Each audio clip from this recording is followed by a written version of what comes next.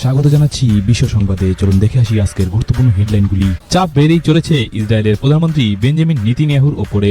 বন্ধু আমেরিকা শনিবার যুদ্ধবিরতির প্রস্তাব দিয়েছে তেল আবিবকে।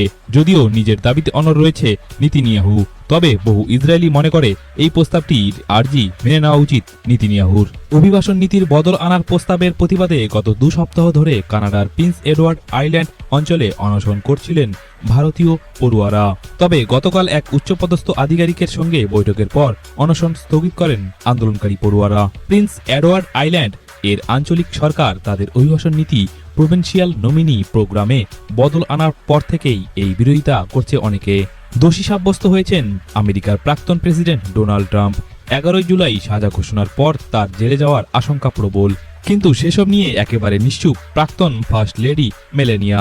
এমনকি এই দীর্ঘ বিচার প্রক্রিয়ায় একটিবারও ডোনাল্ড ট্রাম্পের পাশে দেখা যায়